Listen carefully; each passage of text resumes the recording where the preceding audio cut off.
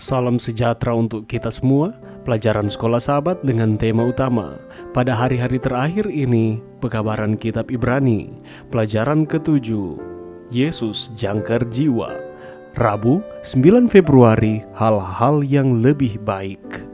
Setelah peringatan yang kuat dan tulus dari Ibrani 6 ayat 4-8, Paulus menyatakan keyakinannya bahwa para pembaca tidak akan menjauh dari anak, juga tidak di masa depan. Ia yakin bahwa pendengarnya akan menerima peringatan tersebut dan menghasilkan buah yang sesuai. Mereka seperti bumi yang dipupuk oleh Tuhan dan menghasilkan buah yang Dia harapkan. Orang-orang ini akan menerima berkat dari Allah, yaitu keselamatan. Bacalah Ibrani 6 ayat 9-12. Buat daftar hal-hal baik yang telah dilakukan dan terus dilakukan para pembaca, serta jelaskan apa yang mereka maksud.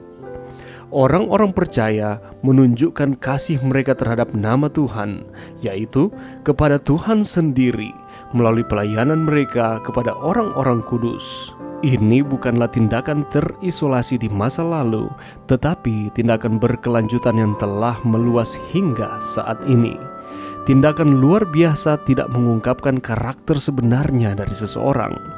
Bukti paling tepat dari kasih kepada Tuhan bukanlah sekedar tindakan religius saja, tetapi tindakan kasih terhadap sesama manusia, terutama mereka yang kurang beruntung. Karena itu, Paulus menasihati orang percaya untuk tidak lupa melakukan yang baik. Lihat Ibrani 6 ayat 12.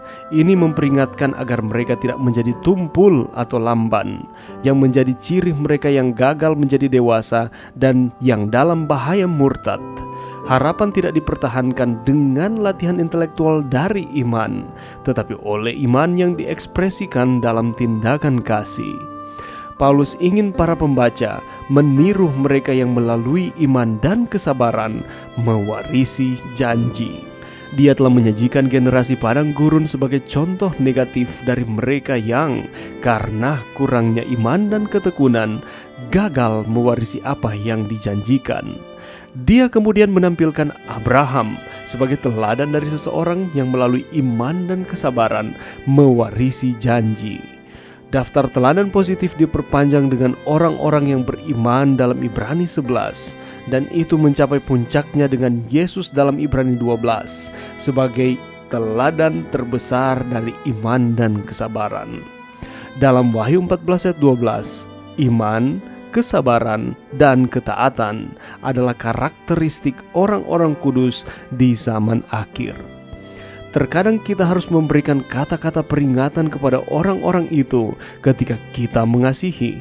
Apa yang bisa kita pelajari dari Sang Rasul tentang memperingatkan dan menguatkan orang lain? Pelajaran yang bisa kita dapatkan pada saat ini. Kalau kita menyatakan bahwa kita adalah pengikut Kristus atau orang-orang Kristen, kita harus menyadari bahwa Allah memanggil kita untuk terlibat di dalam pekerjaan pelayanan kepadanya. Salah satu tujuan Tuhan memanggil kita adalah supaya kita dapat melayani Dia dengan sepenuh hati. Apabila di dalam kehidupan kita yang mengaku sebagai pengikut Kristus bersikap acuh tak acuh atau terbeban untuk terlibat di dalam setiap pelayanan yang dipercayakan kepada kita, mari kita cek di dalam kehidupan kekristenan kita. Apakah benar-benar kita sedang hidup di dalam pelayanan untuk Tuhan, atau setiap pelayanan yang kita lakukan sifatnya hanyalah formalitas saja? Karena bagi orang-orang percaya, pelayanan kepada Tuhan seharusnya itu menjadi gaya hidup, menjadi ciri khas kita, dan bukan hanya sekedar pilihan atau hal-hal yang tidak terlalu penting. Di dalam pelajaran Sekolah Sahabat di sana dikatakan bahwa tindakan luar biasa kita, performance kita yang dilihat oleh banyak orang tidaklah mengungkapkan karakter sebenarnya dari kita manusia. Lebih lanjut lagi, pelajaran ini menyatakan bahwa bukti paling tepat dari kasih kepada Tuhan bukanlah sekedar tindakan religius saja.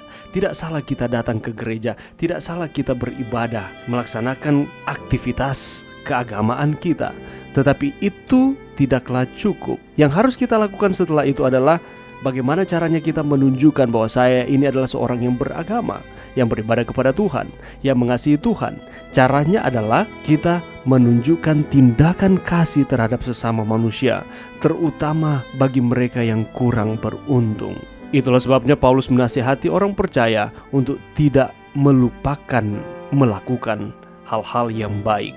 Apabila kita menyatakan bahwa kita mengasihi Tuhan, itu seharusnya dapat dilihat dari tindakan kita mengasihi sesama kita. Kita bisa saja tampak aktif dalam pelayanan yang kita buat, tetapi kalau hati kita tidak tertuju kepada Tuhan, tetapi hanya sekedar performa saja, hanya untuk dilihat oleh orang-orang, maka pelayanan yang kita sedang lakukan itu tidaklah lebih dari sekedar rutinitas dan formalitas. Itulah sebabnya 1 Tawarik 28 ayat 9 mengatakan, sebab Tuhan menyelidiki segala hati dan mengerti segala niat dan cita-cita. Iman, kesabaran, dan ketaatan adalah karakteristik orang-orang yang setia kepada Tuhan di zaman akhir ini. Mari kita terus setia kepada Tuhan, mengasihi Tuhan, dan bukti nyatanya kita mengasihi Tuhan dengan cara kita mengasihi sesama kita. Mari berdoa. Terima kasih Tuhan atas firman-Mu pada saat ini. Bantu kami untuk kami mengasihi Tuhan dengan kami menunjukkannya juga lewat mengasihi sesama kami. Terima kasih Tuhan. Ini doa kami di dalam nama Yesus. Amin.